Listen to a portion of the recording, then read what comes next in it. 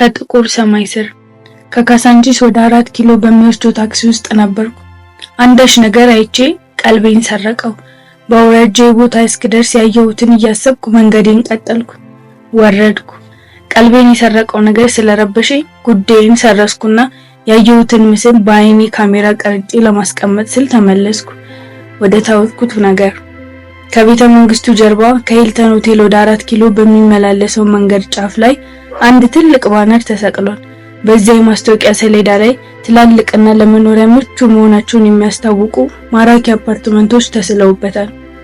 እዚህ የሪል ስቴት ማስታወቂያ ከቆሙበት ታፔላ ስር ከዳር እስከ ዳር የተሰጡ ልብሶች ይታያሉ። የህፃናት አልባሳት፣ መጋረጃዎች፣ አሮጌ አንሶላዎች፣ ካልሲዎች አንድ በአንድ ላይ ተደራርበዋል። ከተሰጡ ልብሶች ስር አንዲት አዳፋ የለበሰችና አልቃሻ ሕፃን ያዘለች እናት ስትዋከብ ይታያል።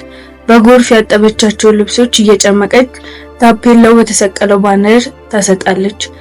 ድግስ እንደተቃረበበት እመቤት እየተዋከበች ነው።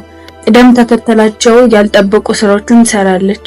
ሕፃኑን ታባብላለች፣ ጆንያ ትፈልጋለች፣ ልታብስ ታሰጣለች።